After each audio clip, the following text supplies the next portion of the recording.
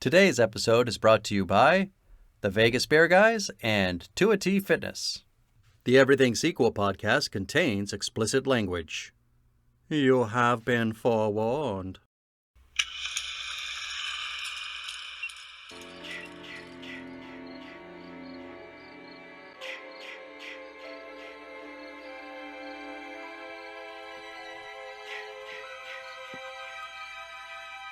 Hello and welcome to the Everything Sequel podcast. This is a Friday the 13th edition. Today, we're talking Friday the 13th, Part 6, Jason Lives. It's my favorite of the series. My name is Michael Shantz of the How Dare You Awards. Joining me, the man with blood all over his happy face, Tom Stewart of Lonesome Whistle Productions. Say hi, Tom.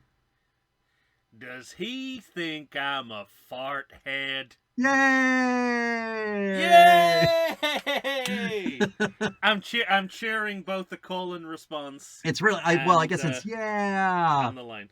I took special note of that because I was rewatching this movie today, and I wrote down yes, and then I think they actually say yeah. Oh, I thought maybe you were looking back at your notes going, I don't remember Rick Wakeman in any of these movies. But I guess he was there. Well... Actually, he fit in just right in this movie. Oh, yeah. It's interesting because, as for reasons I still don't fully understand, this is third on my list. And yet, even that hard cut is, I think, superior to the muffin hot dog cut. There's a couple of great hard cuts in this movie. Yeah. That made, and it goes back to exactly what we were talking about at the time about editing a movie with thought and with wit and with some style. Not just because the two pieces of film have to go together in some exactly. Form, right? Yeah.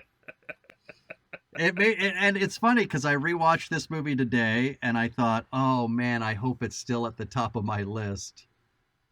And I'm still just as pleased with this movie on another viewing. It's delightful. Yeah, it's one of those movies that is so intellectually captivating that it is always going to grow and grow. Yeah. Like I guarantee the next time I see it, I'll find another layer of intertextuality that I hadn't seen before or something. Mm-hmm. I mean, I've seen this movie several times, and I think I've said this on previous episodes, but this time the redemption arc of Tommy Jarvis really stood out to me as going above and beyond what we needed what we needed to do in this movie to conclude this mini trilogy. Quite, yeah. And I guess if you look at it like that, it almost seems planned, but yeah, right. But we know it was not. It feels like an extra step, but one that's very welcome. It's just the good work of Tom McLaughlin. Indeed. Now, why is Tom... What are you, parched? Yeah, I've never seen you mid-talk just start gulping water. Choking here. Why? Here's a question for you. Okay. And I'll say it in a way that will allow you to cut around what just happened. Which you won't do now because you'll think it's funny to leave it in. Because I know you. You don't know what I'm going to do. Why is Tom McLaughlin not talked about in the same league as Joe Dante or John Landis? Oh my gosh, I'm so glad you asked this question. I thought of somebody different because it relates back to horror. Well, not that they don't relate to horror, but specifically to sequels. I was thinking, why aren't people talking about Tom McLaughlin in the same way that we talk about Frank Darabont, who got his start with the Nightmare on Elm Street 3. I made that direct kind of connection because he's so good in this movie. I thought this guy should be in our lives way more. Yeah, and he's definitely, and I mean this, I mean this in the nicest possible way. But I get what you're saying because of the comedy angle with Dante. The mastery of comedy horror, I think, which I associate with those two. And I mean this in the nicest possible way, but Tom McLoughlin, on the basis of this movie, is certainly far more Frank Darabont than Mick Garrick, who I feel like are kind of opposite ends of that director scale. Sure. They're kind of making sort of the same kinds of movies, but in a very different way, with very different levels of success. Well, we've talked before. We've talked several times in this series about the connection to the Star Trek series. Yeah. And here's another connection, because this film feels very literate. Absolutely, the tone of this. There's definitely a parallel to what's the name of that? Undiscovered Country? Okay, that's what I thought you were going for. You even introduced it as literate, and I still couldn't pull the literary reference. Yeah, no, absolutely. And just that idea of sort of going back to the well of genre fiction within your, within and without your, your formula. Because we talked when we did the Undiscovered Country, they went, they went to sort of Agatha Christie murder mystery, and Sherlock Holmes stories, and here, it's a little more analogous because it's still within the horror genre, but it's very gothic. Yeah, you got Frankenstein, the Universal monster cycle. Which he obviously cares about. Oh, I guess even James Bond as well. I mean, that's a reference he pulls out of literally left field. Nobody will take credit for that, but... Well, yeah, and it's interesting because that's not just superficial. Like, it's actually... Doing that has a real purpose. It's so funny, Tom. The first time... when I first watched this movie, again... saw it for the first time for the purposes of the podcast. Yeah, I had to pause the movie. I was laughing so hard. I loved it. Yeah, and we'll get there, and relatively quickly, but I have a lot to say about why that's also an intelligent choice. Okay. That is very very telling about the movie you're about to see. Yeah, right. As well as being entertaining and hilarious, as you suggested. Well, we'll get to it. Ladies and gentlemen, we're talking Friday the 13th, Part 6, Jason Lives. It's a 1986 movie, as we said, directed by Tom McLoughlin. He's got other movies. One Dark Night, Date with an Angel, The Unsaid. These are all movies I don't know, though. I wish I did. No, yeah, and I wonder. It makes me wonder. Of the difference between a Tom McLoughlin and a Joe Dante. Is more about luck. Yeah, being in the right place at the right time than it is necessarily about talent. Because on the evidence of this movie, he could have made a Howling, or he could have made an American Werewolf in London. But I was going to say that it also, I think maybe it has to do with the people you came up with, because Dante had Spielberg in his corner early on. And even though he's doing an exploitative movie of one of Spielberg's biggest hits, he's like, I'm going to hire that guy. Get his attention. Yeah, maybe. I'm going to hire that guy to do one of my next movies that I'm going to produce. And so maybe McLoughlin just didn't have those people around, people that popped in the same way that I think he does in this movie.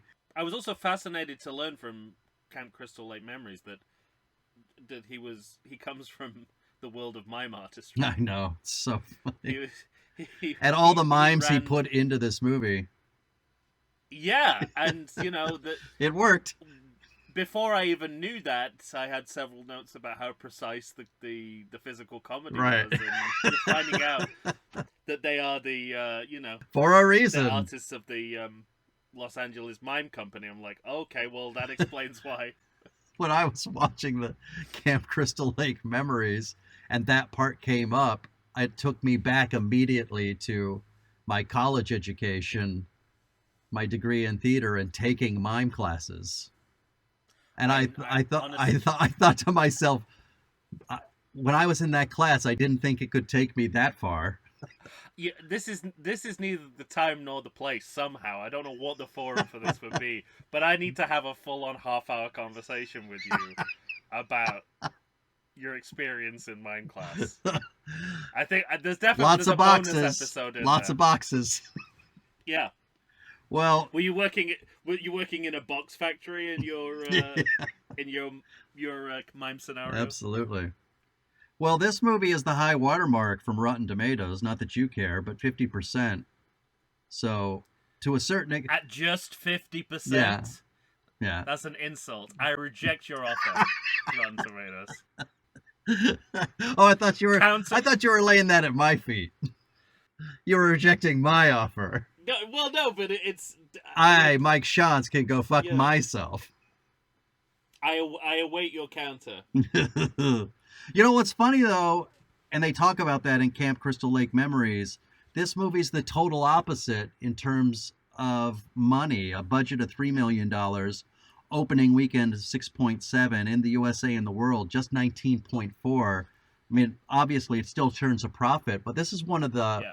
This is like one of the lowest grossing... Well, this is the lowest grossing of the movies we're watching at the front half of this series. And that, to me, is just a bummer. It shows you how displeased I think the fans were with number 5. Yeah. And it's all circumstantial, isn't it? Because it's like you say, it's all to do with what came before it. Yeah. You know, it speaks to the complacency of audiences to think that they couldn't turn it around again. Mm-hmm. And how remarkable it is that not only did they turn it around, they produced one of the best films in the series. Totally. Arguably the best. All right. Well, let's get to it. I don't remember this upon a second viewing. Was there some sort of credit right before we went into the cold open? Because I said, nope, straight to credits, ? Then wrote no. Yeah. It's remarkable. I mean, this film begins with a blistering pace. It really does, yeah. Through the cold open into the opening scenes of the movie. Yes. It's like it's almost, you know, and I'm reading into this given what Tom McLoughlin I know is interested in, which is Hollywood and comedy. It feels like His Girl Friday, you know, that sort of breakneck screwball pace, right? Which, you know, was once clocked as the fastest movie of all time, and this is kind of aiming for the same territory, I think, in those early scenes. Yeah, but what I like about it too is that he still has moments of, you know, like one of the things he starts with is just a dog eating roadkill, and then Tommy's truck comes barreling around the corner. Right, and then pretty soon we see some. I'll skip ahead just for your point, but I'm going back. Yeah, sure. Don't worry, I'll loop back. The rotting corpse that's covered in worms. It's like more gross out horror and humor than we've had in this series. Plus, I think it looks really good. Yeah, it looks great. I mean, what is great about this movie conceptually is that stylistically it knows what it wants, and it marshals everything towards that goal. So nothing looks kind of cheap or out of place, because the movie knows exactly what it wants to achieve artistically, and that makes a huge difference. Yeah, I can't disagree. And even in those first moments, because we kind of rack focus from the dog to the car speeding around the corner, and the dog scampers off, and it could be very jarring for the audience to get as heavy a surrogate as we get in this movie, because we're immediately going to see a different Tommy Jarvis. And not only is it a different actor, but he seems clearly in a different place. The last time we saw Tommy, it looked like he was about to do some murder. So, I think one of the, you know, but you don't have a sense. Like, I guess my point is, as an audience member, you don't feel jilted by that. You feel like you're in safe hands immediately. Well, I think that's partly why things are moving so fast, is that that's a good point.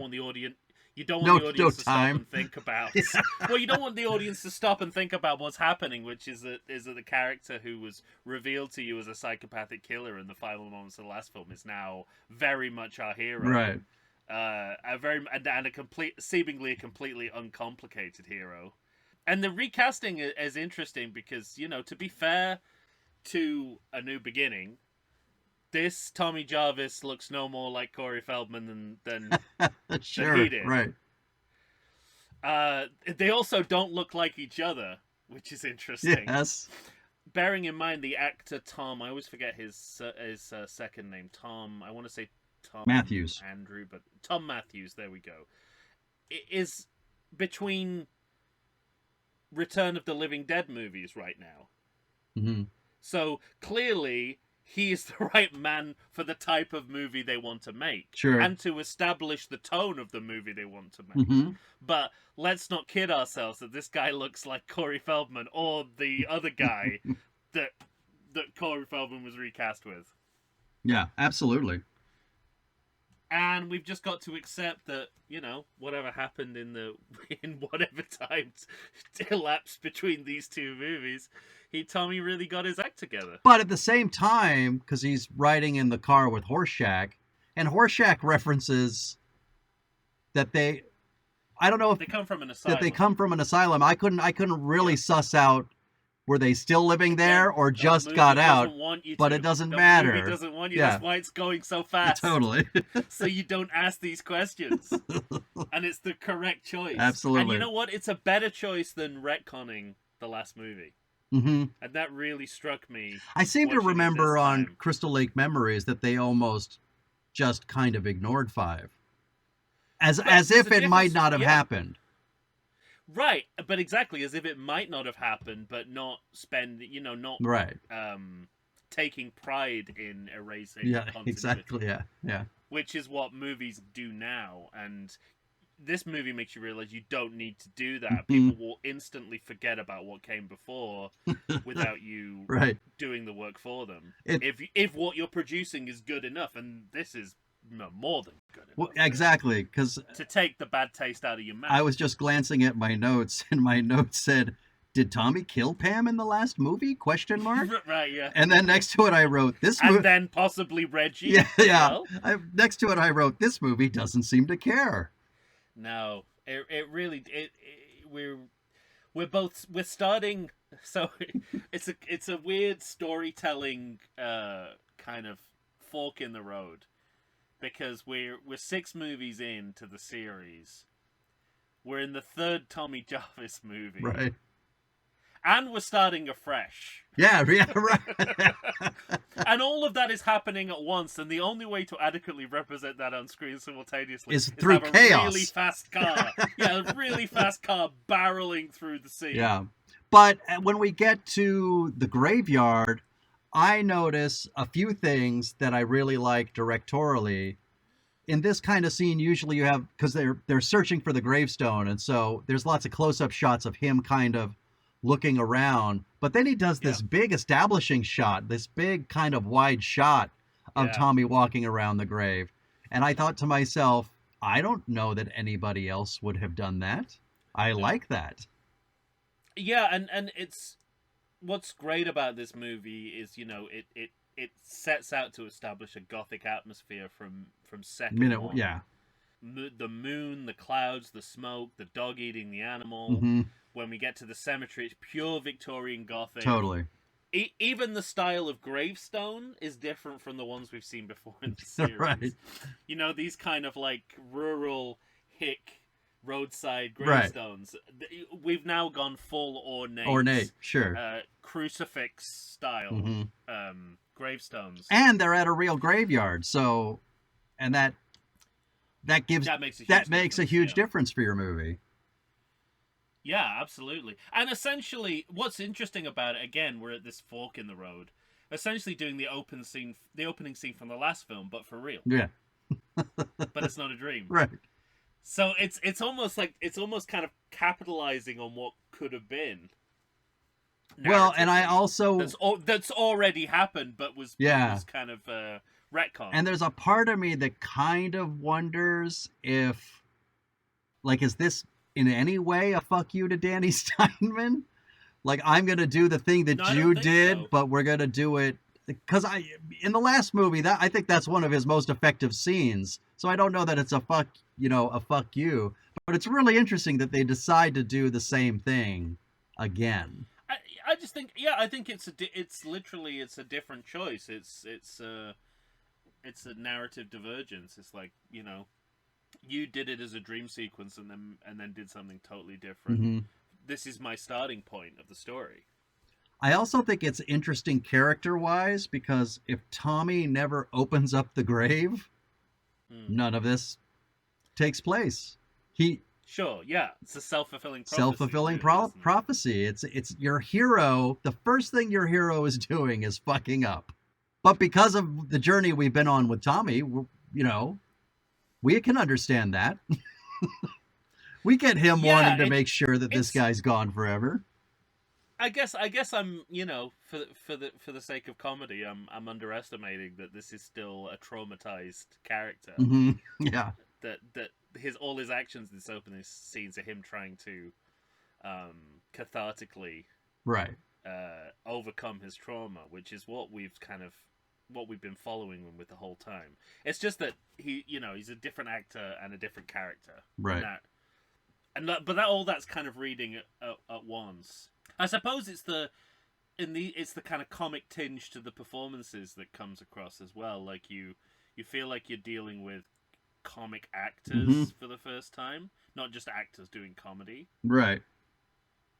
Often quite badly in previous attempts, And so you go in even in this first scene. It's like, okay, I get it, supernatural horror comedy. That's the world that we're in. Sure. And we stay in that world for the rest of the movie, and that's almost enough to make it a good movie. It's far more, like I said, it's far more than that in several different ways. Well, because you as a kind of backbone to the movie, that can't really be beaten. Right. Tonally. I kind of wonder tonally too, because with the casting of Ron Paillo, am I saying that right? Paillo, maybe. Anyway, Horshack. He's Horshack. Horshack. I was gonna say, I don't know why you're torturing yourself. You know you're gonna keep referring to him as Horshack. That's true. But how purposeful is that casting? Is that a wink and a nod to the audience because he's kind of doing bits in the beginning of this? Because he's in a show called Welcome Back. Yeah, exactly. Yeah, totally. They're doing Welcome Back, Jason. Yeah, exactly. I think everything in this movie is a nod and a wink, and by a director who knows how to nod and wink. I mean, that's the difference. He knows how to nod and wink, but he also knows how long to kind of let the joke go. Because it's not too long before the hand goes through his chest and his heart is ripped out. Well, I mean... And it makes a difference, It's the age-old rules established in the days of Abbott and Costello Meet Frankenstein. The comedy's got to be as funny as possible.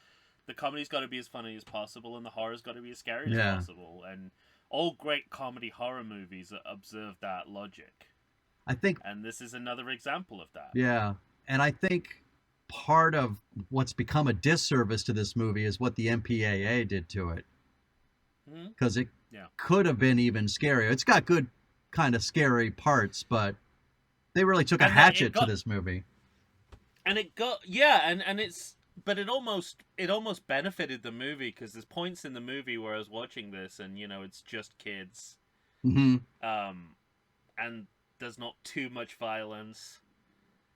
It's kind of like, could you show this movie to your kids? And I mean, the answer is obviously no. Right. But the fact that I'm even asking that question says a lot about how it's pitched. Yeah, that this movie is almost family friendly. Yeah, right. But not quite. But almost. I go back and forth. You'd have an easier time editing this movie for like a midday showing on AMC than you would. Yeah, sure. With most movies of this kind. Absolutely. And Tommy and Horshack are at the grave. We've got lots of bits about him. You're not going to do this, are you? And he's digging up the grave. Then he says, "You're not going to open that, are you?" And he opens it up. And then, "You're not going to. Good, he's dead. We're going to go now, right?" And he takes that wrought iron piece of the gate and starts stabbing him. Like the fucking maggots are jumping all over the place. It's a really cool looking. I don't know that it's a puppet, but you know what I mean. It looks cool. Yeah, absolutely. Followed by the literal gothic moment of lightning striking it and bringing him back to life, and even kind of how the bluish glow of the yes, it's It's really cool. It's making fit after skirting around it for several movies. Now Jason is officially a zombie. Yeah, right. Right. And they're even kind of showing but that in the, well, maybe not zombie in the eye, but lots of close-ups on his eye in this movie. definitely, yeah. At least the outside of it, you can see the decay. Well, all that grossness comes from the zombie, Milieu. as recently as a year before in Return of the Living Dead, Yeah. which starred Tom Matthews. Yeah. But he's also they're locating Jason in the tradition of the George Romero zombie, and its descendants, licensed or otherwise, and but at the same time, the lightning aspect of it means he's also Frankenstein's monster. So exactly. you've got that universal gothic horror cycle. But what this all means is what was the latent supernatural in earlier films is now explicit. It's there for all to see, and that's what Tom McLoughlin set out to do. He wanted the ground rules, yeah. Ground rules for Jason, and he comes swinging out of the cemetery gates. I think I've made that joke before. And also something else this clears up. Not that this scene is just about kind of clearing up previous narrative problems, but Jason now demonstrates super strength. Yeah, which again was something you sort of knew about Jason, but it's now officially part of canon. Right. He's got lightning strength. Yeah. He's got old man lightning strength. Yeah, absolutely. Old man lightning. So we're just sort of, I guess, we're just sort of crossing the I's and dotting the lowercase J's. Crossing the T's and jotting the... What is it? What's the quote? Is that from the movie? No, it's from Wayne's World 2. I mean, it might as well be a line from this movie. But... Shit, I don't know. And then, of course... the barrel. The gun barrel style axe throwing at the screen. Well, he's slicing with the machete, I think, and then... We also get he appears in his own eye. Yeah, exactly. The barrel is an eye. Yeah. He slashes, and then we re-slash into Friday the 13th, followed by another slash with a gush. This is all animated now when we get to the title, but I really kind of adore that they go in this total different direction where even the title is kind of a little bit funny. Yeah. Well, I mean, the Bond reference is key in so many ways, but for me, it cements Jason as the star attraction of the franchise, right? Yes, right. And again, this is the first time we've said this out loud officially. Right. It's all it's like Jason wasn't part of the original movie. Mm-hmm. Then he was. And then a couple of movies later... He gets his mask. He's not in the last movie at all, except in Dreams. Yeah. And this movie's basically saying is, no... This is the guy. Friday the 13th. This is why you're here. Exactly. This is why you're here. Yeah. Which is why the Bond analogy is so fitting. Mm-hmm. Because you can't have a Bond film without James Bond, and likewise, you can't have a Friday the 13th movie without Jason Voorhees. And that's the... We basically said he is now a legacy character. Right, yeah. For the first time. He's your guy. Bonkers, because it's movie 6, but... That's, again, Tom McLoughlin, he saw that opening to sort of bring those finishing touches to so many things that the previous movies had kind of established but never concretized. Mm-hmm. So good. I mean, that's real foresight, I think, to do all that. Agreed. And as the titles make clear, he's writing and directing. So yeah, when I say Tom McLoughlin, I mean Tom McLoughlin. Right, and on top of that, you're getting kind of a familiar score, but it's different. It's for this movie. And the titles look more Hammer horror to me. Yeah. Like it's like I can tell. The desire is to go back to an older and camper style of horror movie, a kind of pre-slasher idea of what a horror movie is. Mm-hmm. not in a way that sort of scoffs at the slasher in any respect. No. But it wants to play on traditions that have deeper roots than, the movies made in the last 10, 15 years. Mm-hmm. Well, and then once the credits end, I like that McLaughlin just keeps the pace. Tommy comes into the police station. He comes in hot. I'd have thrown him in jail. At that moment, I'm on the cop's side. Even though that's the interesting. The cop is he's clearly also being an asshole. Because at one point he talks about painting this office with his blood or something like that. I can't remember exactly what he says. But also, this guy's so endearing, you don't buy it. That's true. It's like fake. Yeah. You know it's fake hard-boiled dialogue. Yes. But I just like that we keep going at that pace. Yeah. And we talked about this in, like with Shelley, with the boy who cried wolf. Yeah. What I like is that, the boy that you should believe, who's not telling a lie ever, is still the boy they don't believe. Right. And that, it's on the basis of the last movie with good reason. That's true. Yes. He might have murdered someone. But this is, this is the way that the movie brings you onto Tommy's side. Mm-hmm. For the first time as well, that rather than making you, because we know what he knows, and he knows that Jason's back. Yeah, we know he's telling the truth, and whatever he did in the past, it's sort of like however it's come about, he's genuinely changed. Yeah. Well, we're about to get to a Tony Goldwyn death. Why don't we let you get a lozenge and take a break? Sorry, yeah, I'm really struggling here. I'm so sorry. No need to apologize. I didn't mean for this episode to be about my death in the same way. Well, we'll take a moment and we'll just come right back. How about that? All right, I'm not done with the police station yet. I've got a lot to say about that. Yeah, that's fine. We'll be right back. I'm going to call 911. Right after this.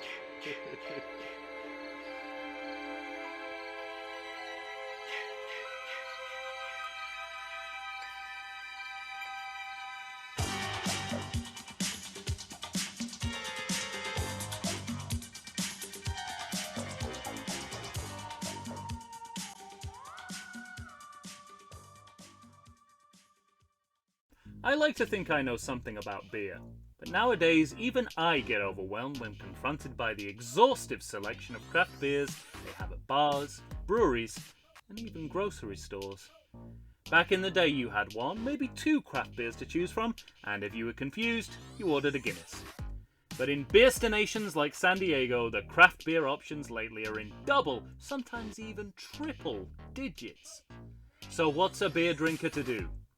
You need what I need, the Vegas Beer Guys. Your beer of choice should be a perfect blend of malt and hops.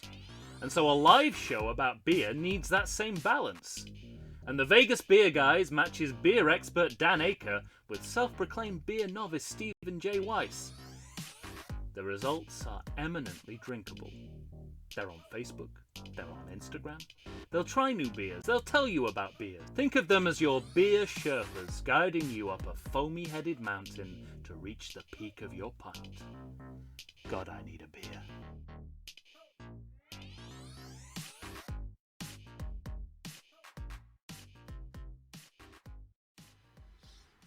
Tom is alive, and we're back. Breaking news, everyone. The podcast goes on. Talk about Horshack. All right, where are we? So you had more to say about the police station. Yeah, well, I think the other thing that occurred to me is we're not assuming that viewers have been following the Tommy Jarvis mini trilogy, and we've got to lay down some backstory at the beginning of this movie, and this police station scene's quite a fluid, self-aware and entertaining way to do it. And I think it matters when you have an actor that can throw out some what could be clunky exposition but Sure. it's written and performed well. Yeah. You know, Absolutely. Yeah. the idea of they've changed the name of the town comes out. Oh, that is beautifully. Yeah. done. I mean, they changed it to Forest Green. I mean, not only is that great kind of satire, I think it also, like, it's world building, right? It adds to the interim mythology. Mm-hmm. Sure. And we don't, we've never really considered what the town thinks of what's going on beyond, a few crazy Ralph type characters, Mm-hmm. Yeah. police officers. Well, I like the idea that at some point there was a town meeting and they decided to change the name because of all the bad press they've had. Right. Great. Yeah. On top of that, what's the cop's name? Mustache McGraw. Hang on. He is. Is he Tom Fridley? The actor, I mean. Why can't I find him? He should be top of the list. Right? Yes, Tom Fridley. No, Court. that's Court. Sheriff Garris, who of course is named after Mick Garris. Yeah, right. I remember seeing that on. Yeah, who I referred to disparagingly as the poor man's Frank Darabont earlier in the episode. The guy you don't want to make your Stephen King movie. David Kagan, right? Yeah, that's what I have. David Kagan, yeah. All right. But I like the bit where he adds the bit about, hey, listen, we know everything that happened to you, and that's really bad. Your whole family dying and everything. But you're a fucking kook. Now get out of here, kook. And it gives him a reason to suspect Tommy throughout the movie, and for him to want to chase him and arrest him, put him out of action. Yeah. Suspect him for the crimes that are taking place. So it gives his character the backstory of the last couple of movies gives his character motivation. It makes his job as cop easy. Yeah. Just to think it's this fluid. kid. Yeah. Yeah. But I also, this is skipping way ahead, but there's a moment that's not commented on at all at the end of this movie when the cop walks into one of the cabins and it's just bathed in blood. Yeah. And you see the actor recognize, oh fuck, I've been wrong about a lot of shit for quite some time now. It's cool to watch. Yeah, the characters are not because they are comically heightened doesn't mean they're one-dimensional. Yeah. If you do, they don't need to be if you do it right, but you have to do it right, or you end up with the diner owners at Friday the 13th Part 3. You got it in for those diner owners. But that's the thing. It's like it's this movie shows that good comedy you have to work at it, but if you overwork it, you ruin it. Sure.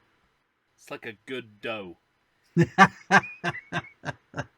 You know how many fucking times you have to knead it for it to be good, but if you do it one more time than you need to, it's fucked. The whole thing, it's gone forever. Yeah, that's true.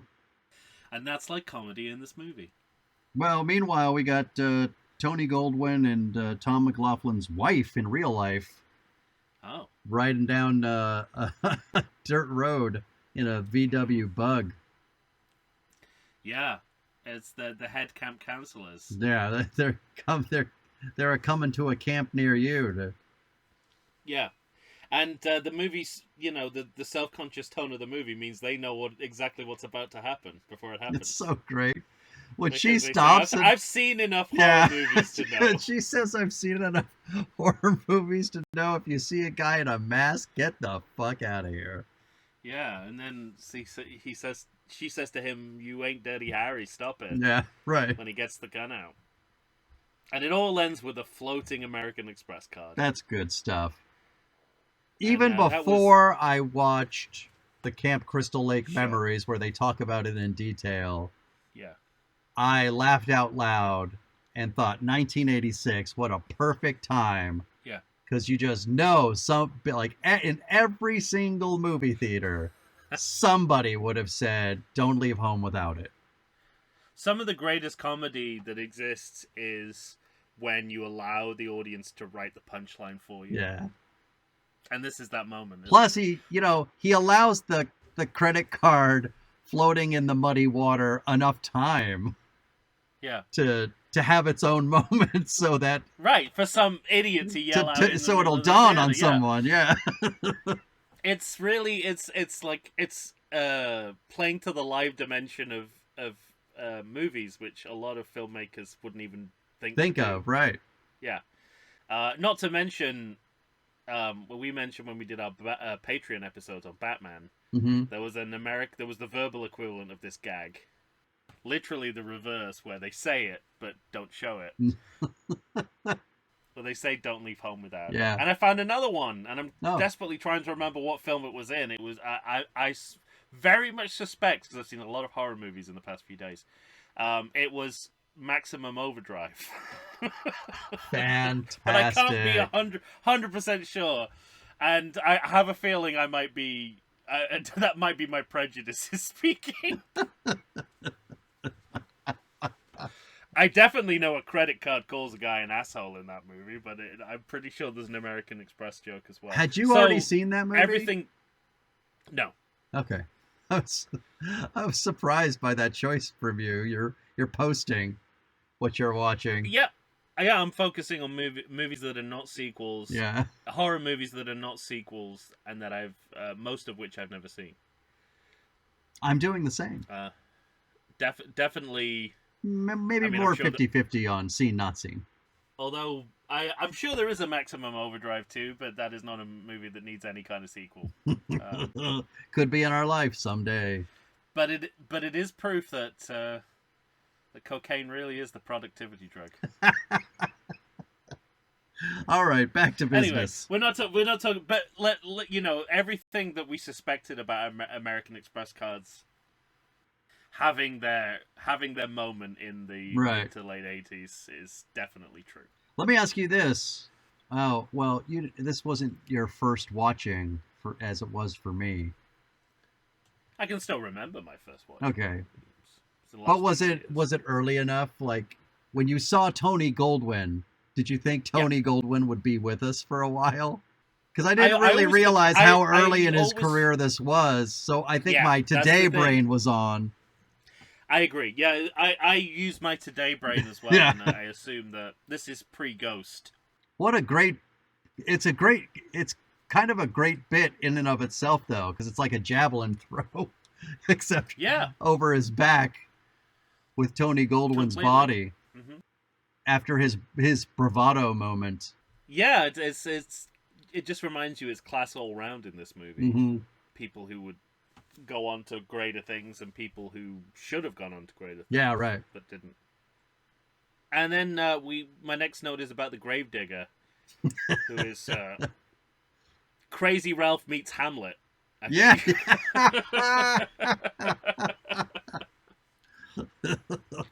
Speaking to the literacy of both in the Undiscovered Country, I think he's, it's like, what if Crazy Ralph was the Gravedigger from Hamlet? That's great. And he looks directly into the camera. Oh, down the barrel. But I've never quite seen it work so well. No. I mean, it's way better than Jar Jar staring down the barrel of the camera for no reason. Yeah, well, there's no agenda behind it, is there? Yeah, right. It's just that's true. It's so fluid as well. It's just like, it reminds me of in the Who Shot Mr. Burns episode of The Simpsons. Yes. Do you? Or can you? Dr. Hibbert? Dr. Hibbert points as if he's pointing to the audience, and then they flip around the camera and reveal, whatever they do in animation. That's my job. I'll give it a try. My job, I guess. So it sort of feels like, he could also just be addressing someone who he thinks is there but isn't there. True. At the same time. But it also kind of reminded me of what you said about on 2, because you were talking about Steve Biner and how he was doing 3D better in that movie than in the 3D movie. And this kind of reminds me of that a little bit, Not that it's in 3D, but it almost feels, it's the breaking of that fourth wall. like as a It's been director, done. it's been done. You got to like pick your moments, but he picks one that works. And I think part of it is the old actor that he's got. Yeah. Well, Mr. Miner tear down this wall, and look what it left them with. They can now look directly into the audience. And then another amazing plot turn in this movie that is entirely vindicated. Kids, you're way ahead of me. But it's interesting because the last movie reactivated the whodunit, mm-hmm. and then this movie is reactivating having an actual summer camp in progress. Except that we never went as far as having kids in the summer camp, right? Except you've seen Friday the 13th more recently than I have. Are the kids arriving soon? Is that the idea, or? I mean, they're still prepping, so it's. Jesus Christ! Yeah. I mean, how long does it take to train to be a camp counselor? It seems. Well, in that movie, it's not like they're being trained. It's more like, hey, let's get rid of this stump and let's buy the groceries and let's set the camp up.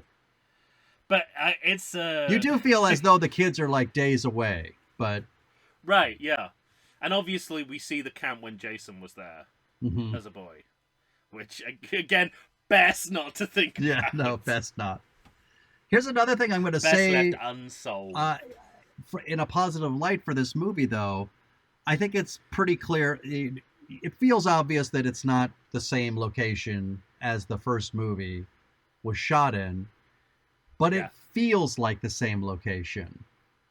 There's something that I think Tom McLaughlin's doing in which I would give the movie a full pass where it really does feel like it's the same place. Well, I think it's all about the kids. When you see them getting off the bus, you're like, holy shit, they're really gonna do this. I laughed solidly for about 10 minutes the first time I saw the really? when because there's so many of them as well. That's true. And McLaughlin knows exactly how you're going to react. You're going to have this mixture of laughter and horror. And that's what he's going for throughout the entire movie. So it's just the perfect balance in this image. And what it also does is it takes a movie that, you could, I guess, impolitely refer to as a parody version of the earlier movies, and gives it real stakes. Like, this now has more stakes than any of the other movies, of course. Because kids are involved. Because kids are involved. Die. A child might die. Actual kids might die. And it's just a really clever move on all sorts of It's fronts. so smart. And when you hear McLaughlin talk about it in the behind-the-scenes stuff and the Camp Crystal Lake memories, where he says, you just want to bring up that idea. You just, are they really ever going like a pregnancy. Yeah, are they really ever going to hurt a child? And just by having a child there, you're thinking about that the whole time. But they did kill a pregnant woman about 2 movies ago. They without did. A second thought. But we didn't know she was pregnant. we did. We Until knew she was pregnant. Decades later, when we realized that wasn't a joke. Wasn't a joke.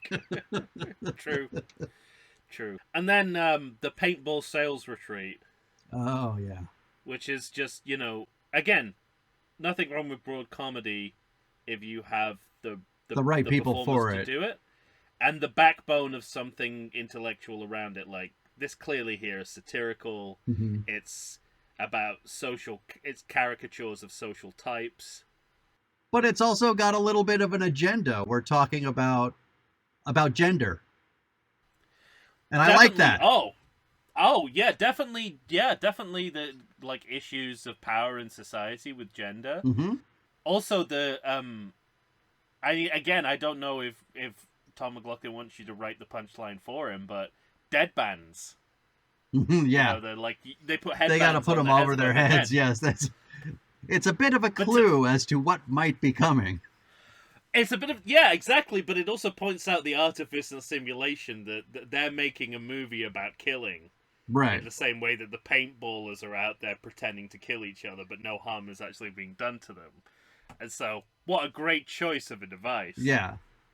And it's also, it's in this scene where I really started to fall in love with the movie. All the jokes that this portion of the movie have are pitched at just the right tone. Right. So, when you have a woman kill two guys, they're clearly upset that they're dead, but they're at least in good spirits with her. Yeah. They all three get their heads lobbed off.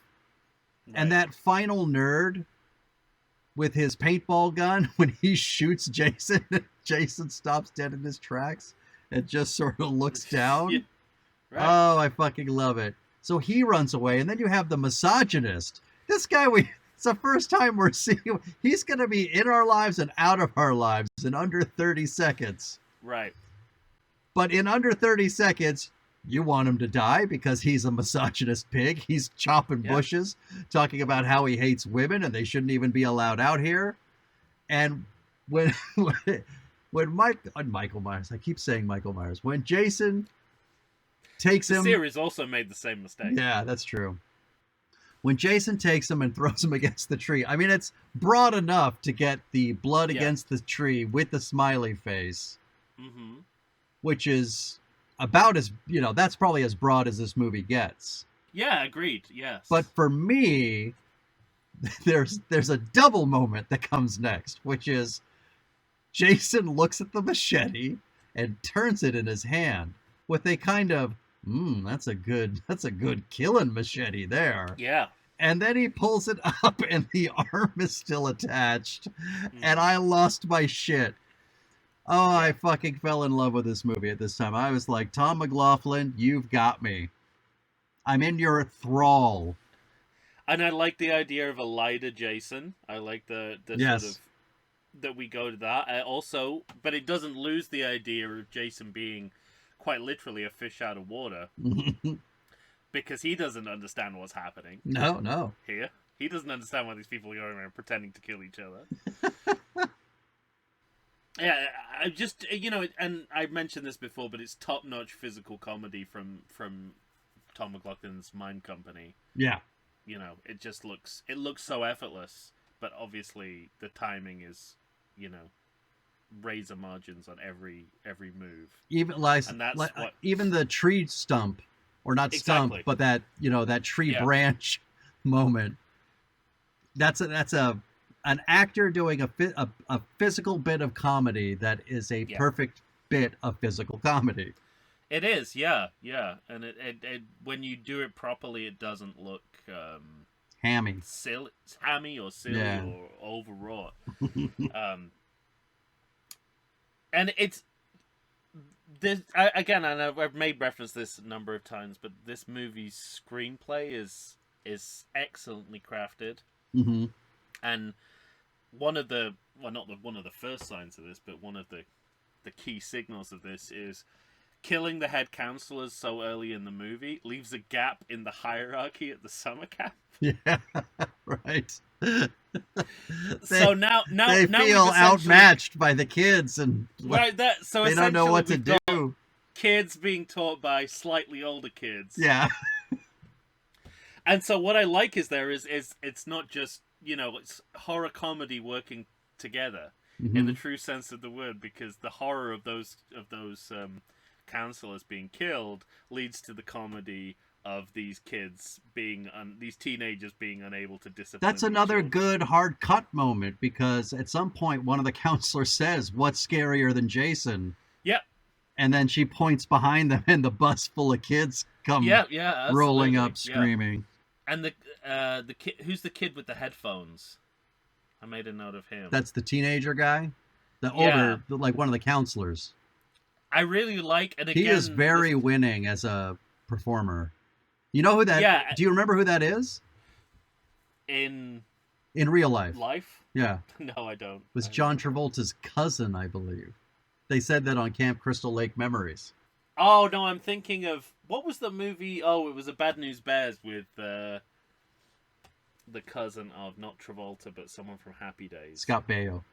Yeah, Scott Baio. There you go. Yeah. That's similar kind of. Let's get those two in a movie together. Yeah. But I just love his ability to be pointedly comic yet natural in delivery. Yeah, me too. I thought the same thing. When he's surrounded by the rocks with the kids all around him and he's explaining about squaws. That monologue is it's amazing. Fucking great. But that's what distinguishes this from prior attempts. Like when you start with, and this is something I've been watching lots of. I recently rewatched the Gary Shandling documentary and talks about the making of the Larry Sanders Show, and sort of says that when he auditioned people, he didn't evaluate whether they could do comedy or not. Mm-hmm. Like he just said, just do it, just be natural, just talk to me, and it feels like the same with this guy. It's like totally. They just went, just tell me a story, and the comedy comes from that. But when you, and I don't mean to speak ill of the other movies, but you will, with like Cheech and Chong, who I actually quite like, mm-hmm. and the Diner Owners, and it's sort of like you've started with a comic principle in mind, yes, and you right. work back from that. This is the opposite of it. You start with a character, you flesh them out, and they sort of naturally become funny. Well, I prefer that, but it's funny because when I think about 5, I think you start with an idea and you work back, like you said. But like with Mama, I found that a rather winning performance. With Junior, I didn't. I don't have an opinion on those two. I think they're in their own movie, and that's all you have to say about it. I don't know whether it's good or bad. I genuinely don't know. I think it's the actor that makes it funny for Mama. She is taking special care to make, literally just with inflection, certain words funny that makes it becomes a good performance. But this is always much more better. This is what's happening in this movie is far better. Yeah, and then there's a sort and it's interesting because it's different from the approach certainly of 5 and 3, which is more based around broad stereotypes. Mm-hmm. And 4 is kind of not even. It's different again because it's just letting people be themselves, be people, be quirky individuals, and that quirkiness just kind of spills out. Mm-hmm. But here it's very controlled and very scripted and very choreographed. Yeah, but to the effect of not feeling that way. Right. But you can tell so much work went into every comic moment in this movie. Absolutely, yeah. At every stage, Gravedigger. Proves himself. So these are a couple of scenes added because they wanted more deaths. So we kill the grave digger and a newlywed or a newly engaged couple. Yeah, and it's interesting. Up until this point, Jason's attaining a near perfect record of only killing those who are kind of bad people for the world. Yeah, right. Because he's killed the misogynist guy, who in his own parlance was asking for it. Yes. And now he's killing this gravedigger who is creating a lot of human misery by being throwing Tommy under the bus. Yeah, and clearly that speaks to a history of lying to people about the state of their loved ones. So, right, no one's going to shed a tear over this guy. Well, and he originally was supposed to make it to the end of the movie because McLaughlin had written a thing about Jason's father. Jason's dad. Yeah, coming back. Probably best. I think they made the right call. Another best left unsolved, I think. Even McLaughlin had copped to the idea of it was probably it was a cool idea, but better to leave him out of it and not kind of try to revamp the story with Dad in mind. Well, and for the proof for the next sequels. And the proof of that is every modern day franchise movie. Grind that axe, friend. Grind that axe. You've seen this movie more recently than I have, so decipher this for me. Killed as they depart, fun inversion of the usual chase scene. They're killed in the time it takes to get on the bike together. Who's this in reference to? That's the newlywed couple. They get the great. machete through both of them. So, clearly, yeah, exactly. So, they were killed in the time it takes to get on the bike together. Yeah. I guess the inversion is that once they get on the bike, you think that they're going to get away, or at least start to get away. But, of course, they just get their throats slit. Like instantly, and then it makes you think. Well, because he sees. Why doesn't that happen more often in a movie? Like because you've got to slow down to start the bike, so you're essentially stopping. So well, it's one of those things where I think McLaughlin, he's being pretty playful here because we watch the husband, not husband, but the male of the newly engaged. He hears a sound, and it's the sound of the grave digger being murdered. So he sees, it's pretty funny actually, because he sees Jason over the body, like taking his machete back, and the body's kind of hopping with him. But he screams and runs away. The way it's shot, it makes it seem as though he's got a pretty healthy head start.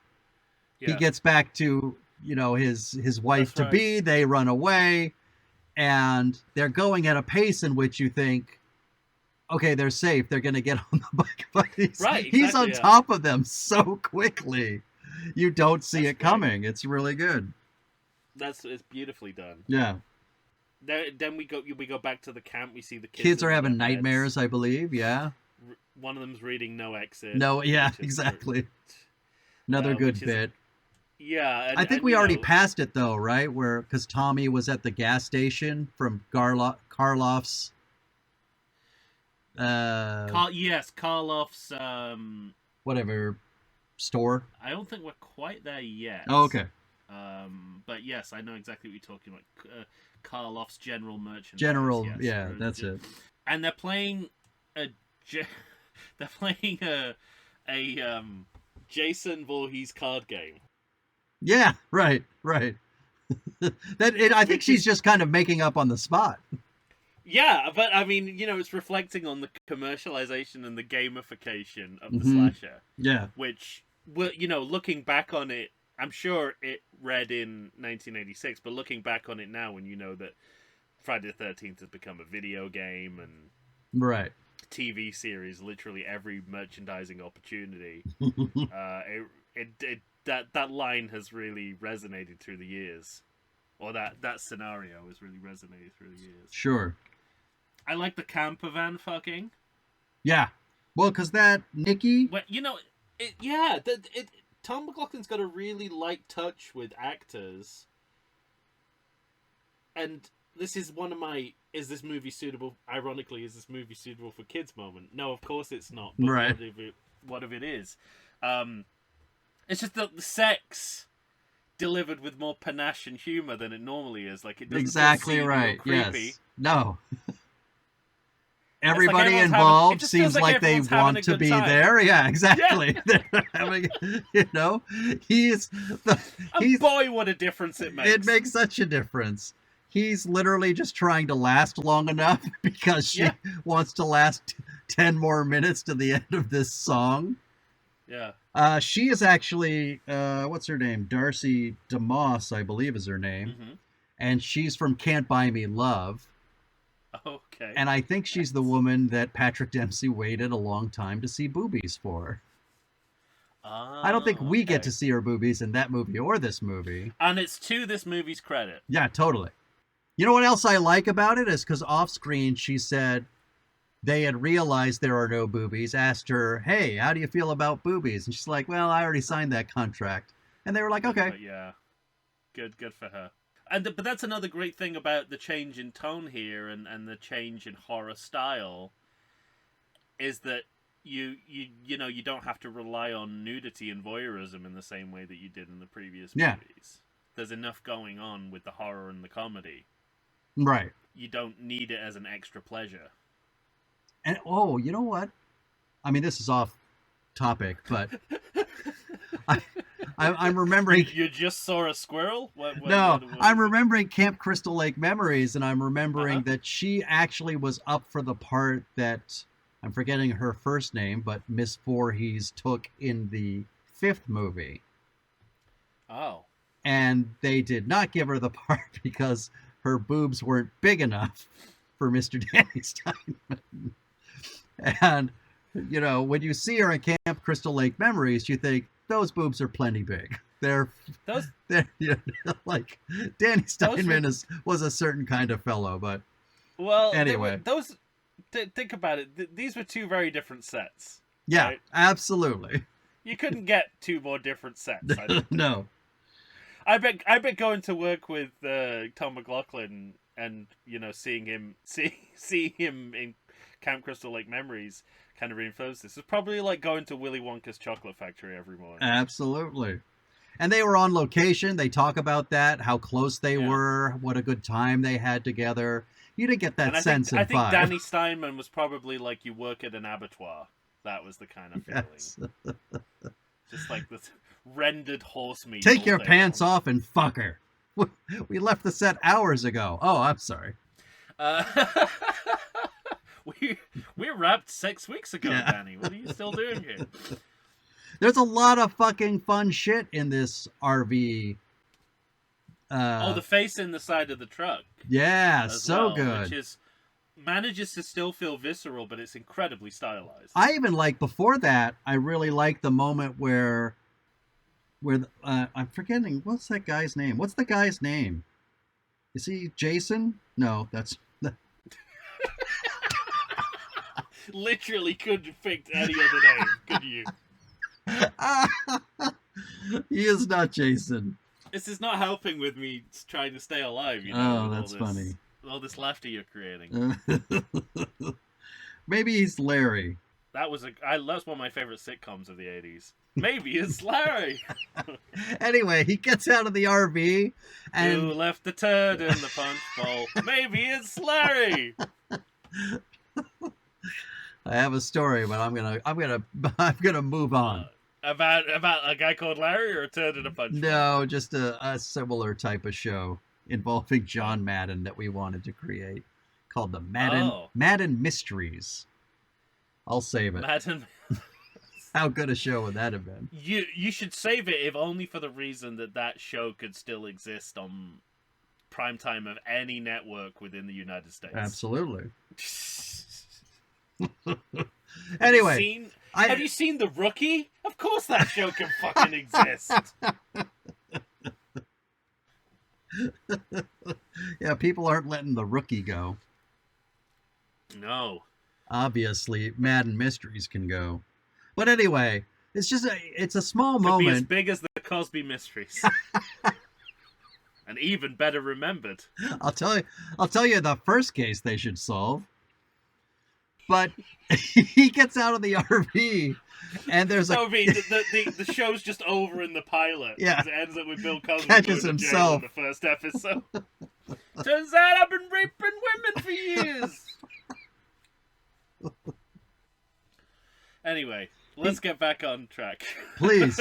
He's walking out of the RV and McLaughlin's got it kind of shot tight on him as he's walking towards the front of the RV, and they round that corner and it kind of pushes in on him, on the character looking around the corner. It's very cool shit.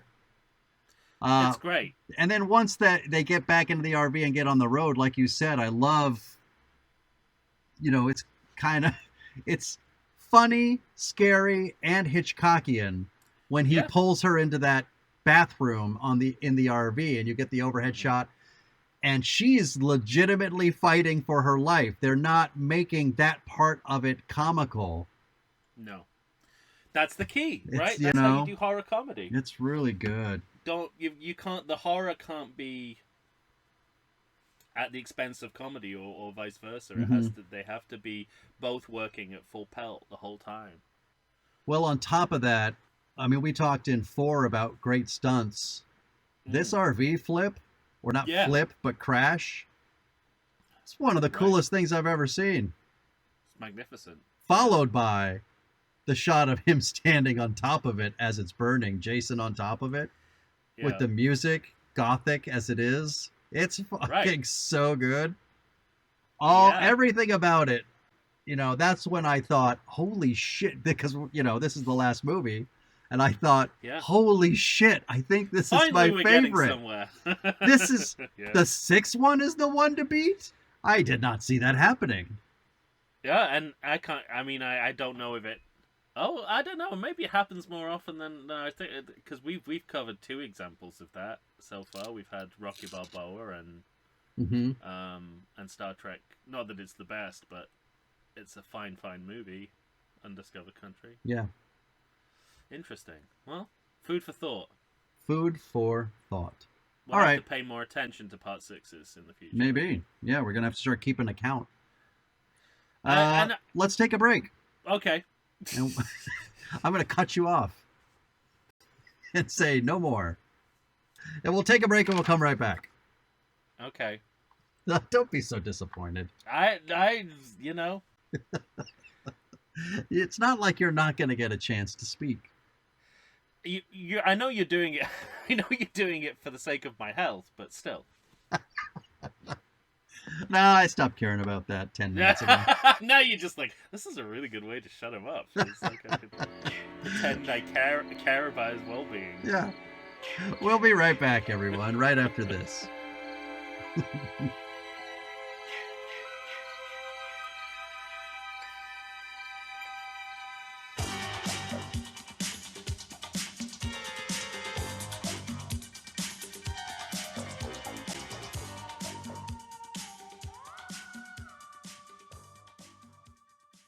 Does the coronavirus have you feeling oogie? Have you been sitting on your couch for weeks? Nay, have you been sitting on there for months? Well, it's time for you to get back in shape. Check out 2AT Fitness. You can find them on Instagram. You can find them on Facebook. 2AT Fitness was started by Tina Bernard. She is ready and raring to go to help you get back into the shape you want to get into. They've got all kinds of classes. They've got outdoor in-person classes. They've got online classes if that's what you prefer. Ladies and gentlemen, it's time to get back in shape. You're going to find a variety of exercises. You're going to have strength training, cardio, weightlifting, even fun 5-minute burnouts that will push you to your limits. So get off the couch, get into shape. Go ahead and check out 2AT Fitness. Tina Bernard has got you for all your needs. I know her personally. She's fantastic. You're not going to meet a better person to help you become the new you. Check it out. We're back. Tom and I are here finishing up with Friday the 13th, Part 6, Jason Lives. Oh, I fucking love this movie. Yeah.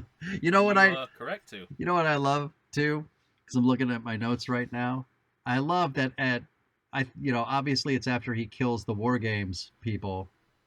Yes. I love that Jason has like a murder utility belt. Yeah. It's very Batman 66. It's very cool. I really like that a lot. Well, that's interesting because we go back at this point to the occultism book, which I feel is a kind of quite an Acme style prop. Oh, it's so good. I love that, Tommy's going to solve the, like McLaughlin has said, I just want to come up with some rules. And so the way that he does that is Tommy comes out of a bookstore, but it seems like it's midnight. I can't figure out is it midnight or was that daytime when he did that still? I don't remember. Well, you watched it today. I don't know. Maybe it was Ray Stance's bookstore, which is open till At any rate, I just love that the basis of how we're going to kill Jason is he goes in, he gets 3 books, he puts 2 aside and turns 1 page to the occultism. Cut. That's literally all we need.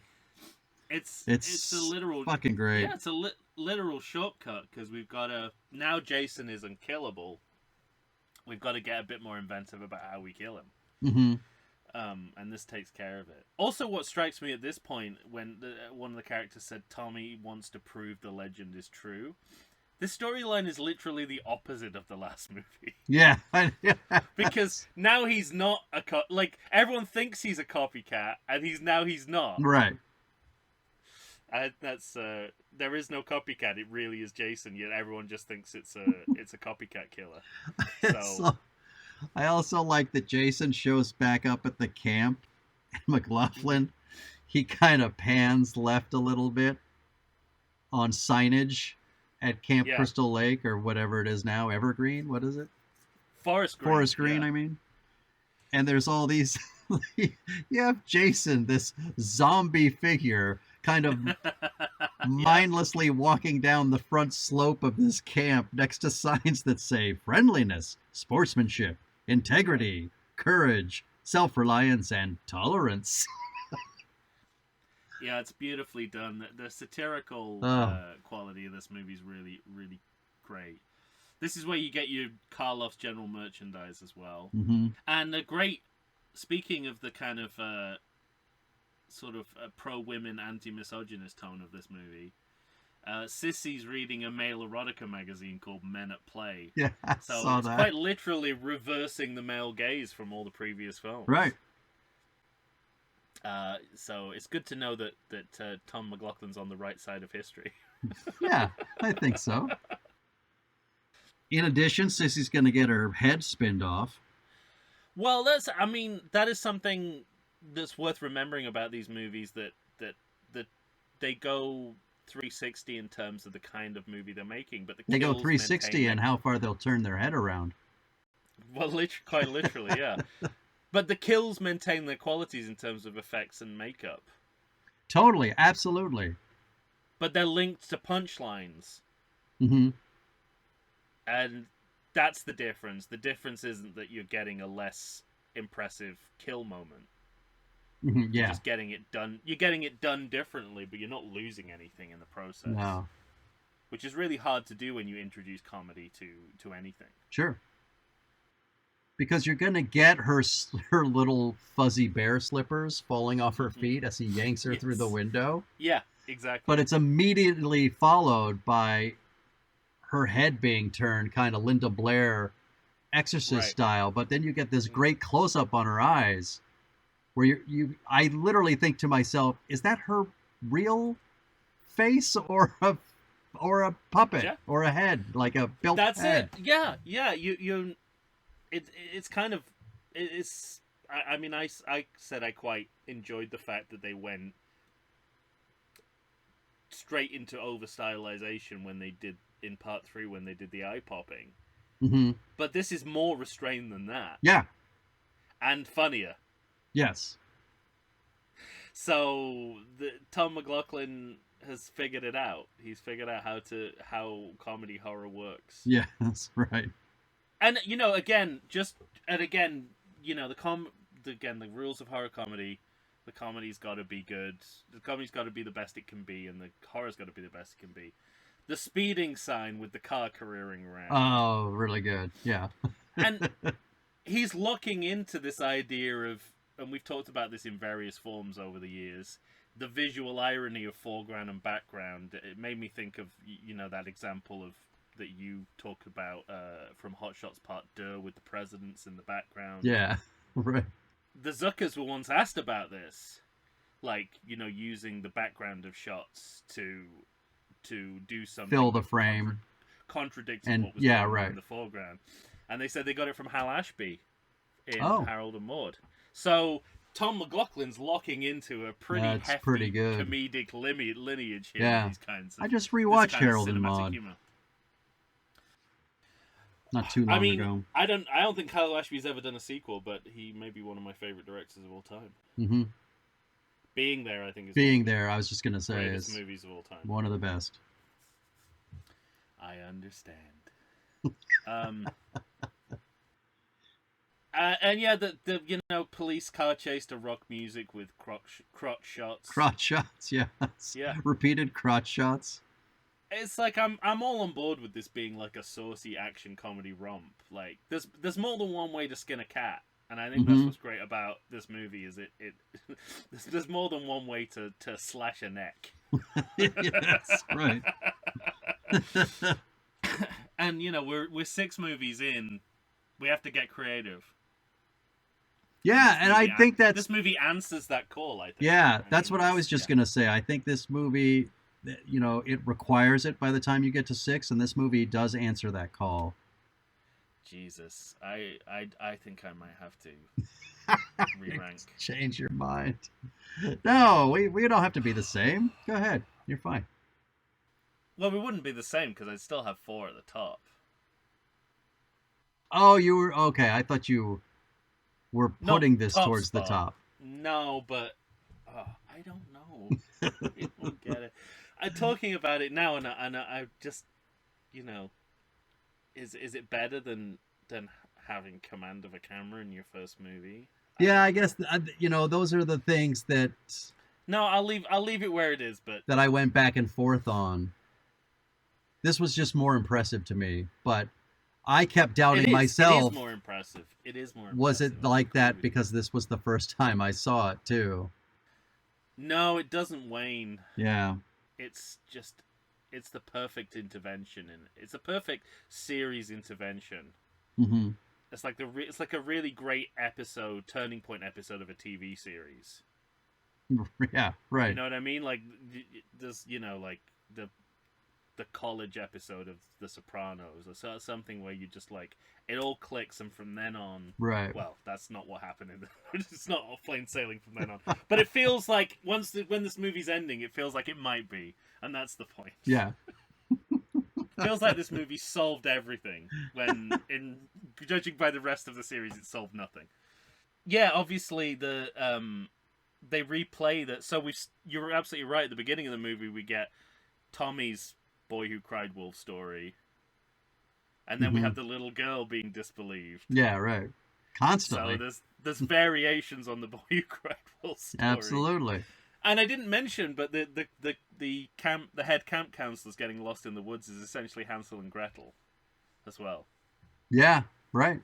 Fairy tales and horror are kind of two sides of the same coin. Sure.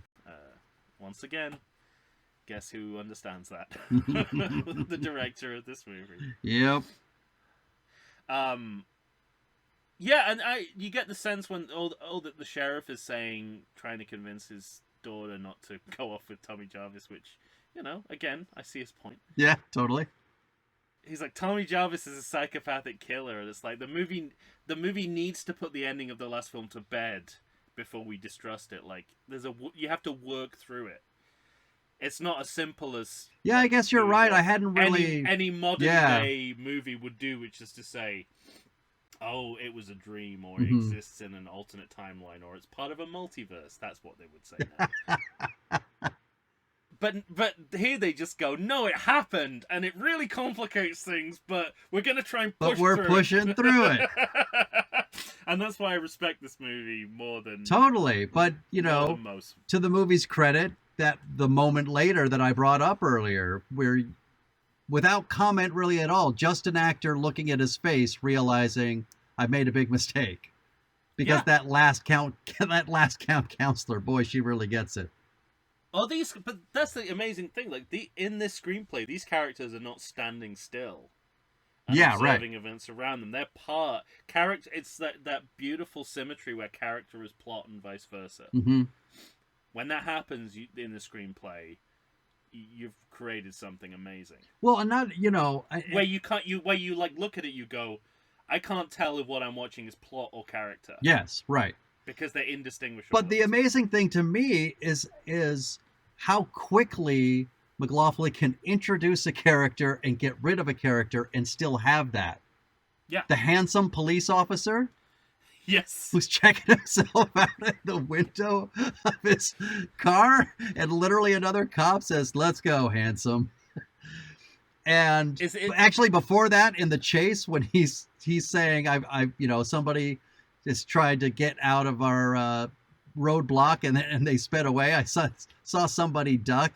And he gives the license plate. It turns out to be the sheriff's daughter's car. He says, "I've got the whole enchilada." And according to the documentary, he really... That was his favorite line. That's great. I mean, when someone leaves the set happy, there's usually something good has happened. Yeah, right. And that's the something good that happened. But I mean, we're going to find out about the vanity of that character. 2 minutes later, he's going to be like kind of easing a young child, saying everything's going to be all right. And 10 seconds later, his head's going to be squeezed so hard his brain pops out. Not that we get to see that, but... Sure. But in that, in that moment, I also want to say, sometimes the MPAA can work against you, and that sucks. And I think sometimes it can help you, because that moment, I think any other horror movie would have gone for a gush of blood, and the small splatter that goes against Jason's own mask when he squeezes his head is fucking great. I love it, because they cut right after it. again, Yeah. editing in this movie, I think, is a big strength. They've just got so many different options of what they can do that getting a kill, like a bloody kill cut, is not going to hold them back. Yeah, right. There's literally that they could reinvent that scene 100 different ways with the talent that they have Yeah. for this that's on show. And at this point in the movie, I'm reminded that we're operating on a different horror logic, and again, I think this is a good thing. We're not narrowing down to a final girl. Yeah, right. This is the horror of the monsters on the loose. Mm-hmm. And the townspeople have got to fight it. Yeah. That's the movie, which is Frankenstein, which is of course, somehow all. I've been watching a lot of those Universal horror movies, and they're all just monsters are on the loose. Yeah, right. Regardless of the source material, there's a wolf, it's an invisible guy. Yeah, it's always the same. And yeah, I love the turn to kind of romantic comedy in these scenes as well, where Tommy and Megan are play acting romance. Yeah, and right. It kind of really, and then it turns into romance, which again is a great sort of like, artifice versus reality moment that these movies do quite well. But I like that there's genuine, there's something behind it, which is kind of discovered in these scenes in the moment, right? Yeah. And the last thing I expected to come out of this film was for Tommy to find love in the course of this screenplay. Totally. So what a delightful twist to the tale. And I assume they're still together. That's what I would assume To this too. day. And I'll save it for the end because it speaks to what you're saying right now, but it happens at the end. Yeah. I won't forget this particular mystery box. I promise. You don't have a great record on I this. know. I don't have a great track record. Is it a mystery mime box this time? It is not. Oh, it's I'll created remember. by the power of J.J. Abrams' inabilities. Well, in my notes, Jason is walking slowly towards a little girl, and I actually wondered if a child was gonna die. Yeah, they go right up to the line of that, don't they? Yeah, And their refusal to cross it makes it a better movie. of course. But I like that they play with the boundaries of what is and isn't acceptable, even in a Mhm. slasher movie. Totally. As like the idea that would be crossing the line, given what we've seen so far in this series, is both fascinating and ironic, Yeah. because we've seen so much horrific shit in so many different ways, and yet this is where we draw the line. It's like when you have a movie or a TV show which is incredibly violent, and then at some point someone kills a dog, and that's the only thing people complain about. Right. Right. Yes. It's kind of a bit like that. It's like, well, why shouldn't the kids also be part of the slaughter? Mm-hmm. Yeah. Right. He's a That's their mindless game. killer. Why? Yeah. Why would he take pity on a child? Right, exactly. Yeah. Yeah. In In fact, did we skip over? Did he just bend Dad in half? I'm not sure when that happens. It might have happened, but yeah, he bends. That's right. He bends the sheriff in half, and that's a pretty good. For the people that like kills, that's a good one. It is. There's a ton of good ones in here. I'm up at putting Jason back under the lake. Yeah. Well, question mark. right before that, because there's. Because I don't know whether he was ever in the lake, but the series has not yet made that clear. I had another This moment. was a dream, or whether this fucking happened. I had another moment right before that because he's hovering over that little girl's bed, and then Yeah. Tommy is yelling at him from the lake. Mm-hmm. But meanwhile, what's the woman's name? Is it Megan? Yes.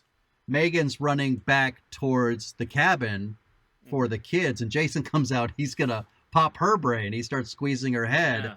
and Tommy gets his attention, so he lets her go and starts walking. And there was this moment where I thought, I fucking love Tom McLaughlin so much, because The camera's on her. She raises up, and the frame is filled in the doorway with children.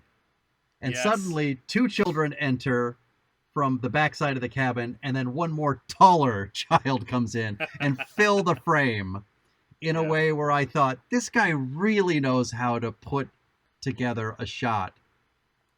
And I Yeah. fell in love with the movie one more time in that moment. Right.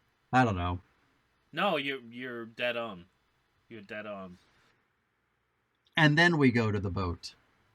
Yeah, so it's still unclear how this was his final resting place. Given what's Yes. This is the first of his many final resting places, Sure. I would say. Well, this is supposed to be the original death moment, but also because he brings it up earlier in the movie, it was 1957. The first movie takes place in 1979. Yeah. We've asked this before, but was he underwater all that time? We do not know. Yeah, I guess this movie If would not, say yes. what was he doing? Well, he was... He was clearly He a was- zombie if he got out of the water, but he didn't seem to Right. mind being a zombie just wandering around until he saw his mom's head get cut off. That's right, yeah. It remains unclear. I like the way that the hamsters are kind of like a cartoon commentary on the movie. Mhm. Kind of keep cutting away to them. Very Looney Tunes. On their wheel. Yeah. Oh, I do want to give a little play to what was this one of your was this your line in the ranking episode? The Oh, yeah. what did you want to So- be, or yeah, what so were what you you going to gonna be be? when you grew up? Yeah, the kids have got some great lines here. That's some good shit. They try to pray Jason away. They keep checking under the bed, Yeah. like he's the kind of monster under the bed, which I think is great.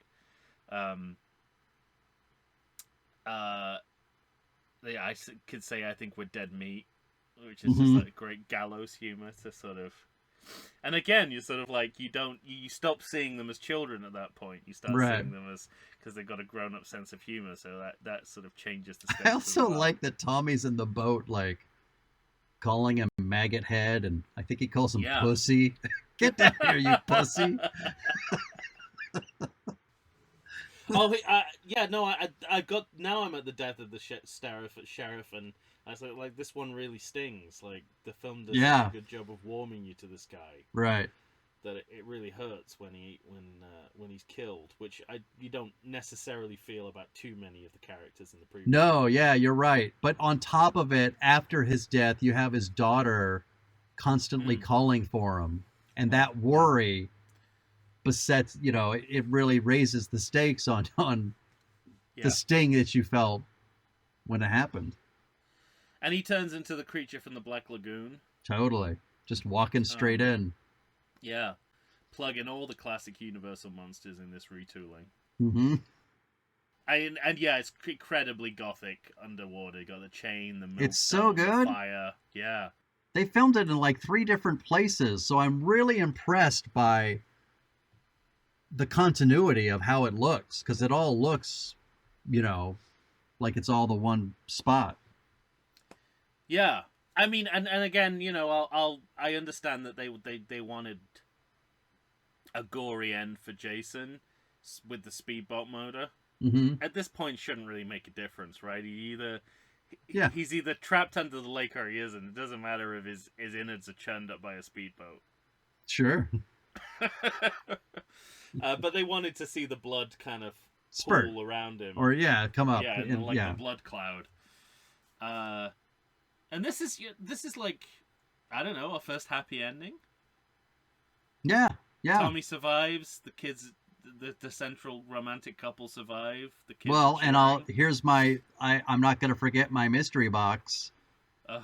When they're together You aren't J.J. Abrams. and they're holding each other, Yeah. there's a couple of moments where you can see, like, because her head is kind of in his shoulder, neck, head area, but he's Yeah. kind of bent down where his head is basically on her arm, and you can see him kind of like kiss the sleeve of her jacket, and you see her kiss him on the head in a tender way in which it made me think these guys are going to make it. They're going to stay together. It's not, it will not be a Speed 2 situation. No, and it's not melodramatic. It's just it's actually it's the opposite. It's kind of creeped up on you. Totally. You and it's the one moment in the movie where I don't even know if McLaughlin had a hand in it. It might have come naturally between the actors because of what he built on the set. But I think, the movie kind of puts them together with an eye of doing this, but it sort of creeps up on you in a genuine, affecting way that you don't expect. Mm-hmm. Because you've never seen Tommy happy in 3 movies. Sure, right. Of Fridays. Except maybe the beginning of the 4th one when he's wearing his first wearing his mask. He's wearing his mask and he's making his animatronic arms and everything like that. The last time we saw him happy. So, that's another big departure here is we get an affirming ending. Mm-hmm. Which you didn't see coming. Right. So, great job. Great job all around. No, I mean, I'm serious. I'm going to put it in quotes. That goes on the poster. Great job. And, again, because the movie is working against a lot of the conventions that we're used to in the series, it's enough to just have the eye-opening, right? Yeah, totally. That'll do it. You don't need any more than that. We know it's going to happen. It comes as no surprise. But now that the Plus, I kind of like the idea of him just unable to move. Well, I don't want to jump on next year's coverage, but isn't that pretty much how we find him the next time? He's just isn't he just kind of groping in the water? I don't know. I feel like he's kind of still, and then a dad falling in the lake kind of gets his juices flowing. They can never just take the lead from the previous movie. I know. In this series. But now that the supernatural doors open, we don't need a resurrection. Mm-hmm. Because anything is possible with him now. Sure. He's got old man lightning strength. He does. He's got that greased lightning. It's so I think I'm not. I can see an argument where it's like, well, it's quite an underwhelming kind of like jump scare to end the movie. But the point is, we kind of moved beyond that in the way the rest of the movie has changed the kind of horror movie we're in, and so this tiny little, this brief moment is all we need just to kind of, just absolutely cap things off. It's just a little button. He's basically full zombie now. He doesn't need to worry about breathing. Basically, I mean, he's full on lightning child. Full on Percy Jackson. Is that something to do with lightning? I think. Well, I don't know. It made me laugh. Okay. I got it as a real reference. I think it's Percy Jackson and the Lightning Thief. Okay. I refuse to confirm that either way. Yeah, I'm not gonna look it up. No. I don't even like the real Harry Potter. I'm not gonna go to a Harry Potter knockoff. All right, well, credit check. Well, again, there's not much in here, but to me, the strength of this credit sequence is in the song. Here. Yeah, it's so good. Man behind the mask, Alice Cooper. It's essentially, again, it's like on the back end, we're doing what we did at the beginning with the gun barrel. He's being crowned as horror royalty here, right? Mm-hmm. By the only musician who's able to bestow that honor. Oh, totally. Man behind the mask, crawling out of his hole. Fucking. And what a great, getting Alice Cooper to do the song for your movie, pretty much in any context, is remarkable. Although he did record a version of The Man with the Golden Gun, believe it or not. Oh. But the tone of Alice Cooper matches the tone of the movie.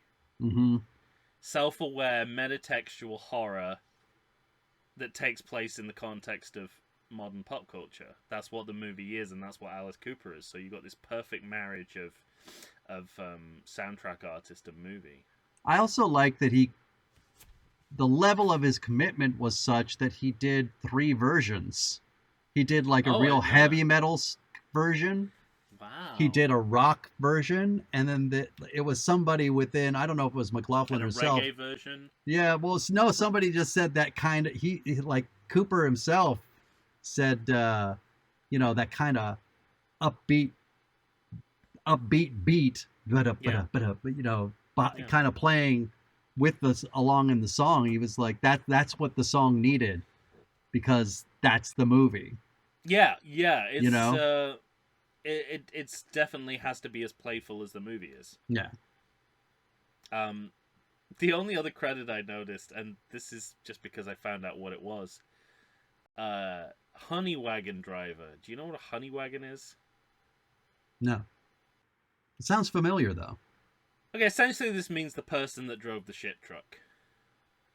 Okay, then, yeah, I did not know that.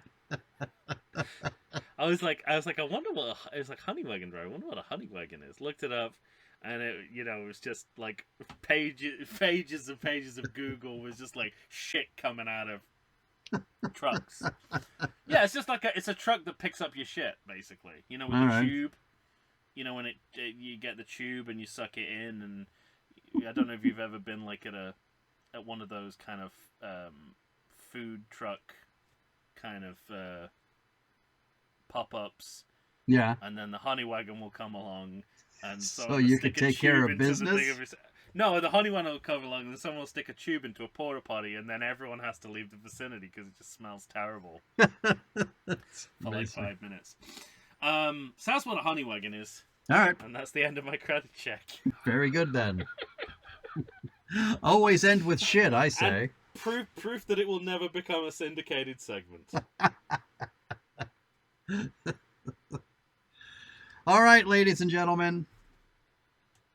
Tom is reconsidering. You're going to have to tell us what you think. Really? I mean, the problem is I don't have a leg to stand on in terms of saying why this shouldn't be at least second. Right. In the rankings. I cannot think of a reason. Except for 2 other movies.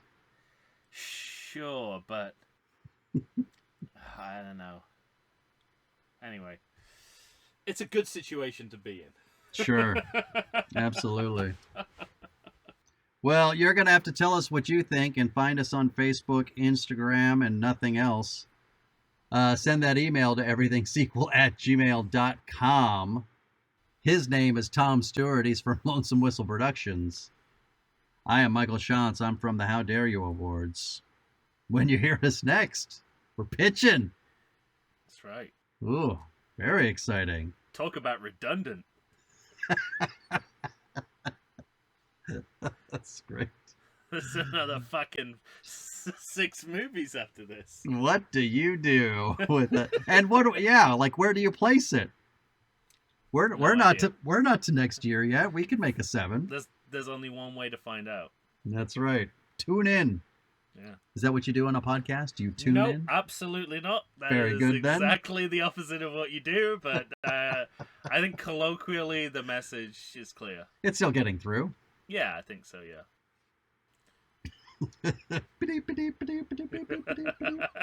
Well, that's Morse code, so that's not even linked to what you just said. So I that's know.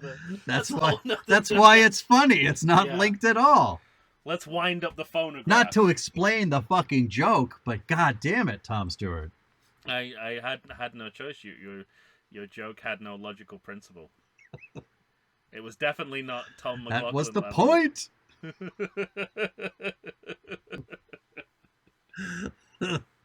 All right, everyone. We'll be back to pitch next time. Thank you and good night. No, it was real, just like on TV.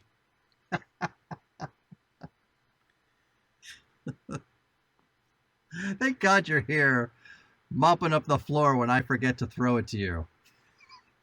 Well, as I aptly demonstrated when I continued talking, even though I was audibly dying, I will not be stopped from speaking. Oh, I've been doing this a while. I know that. I'm like Jason, not even death will stop me. I like it. All right. Good night. That's right. Just keeping you on your toes.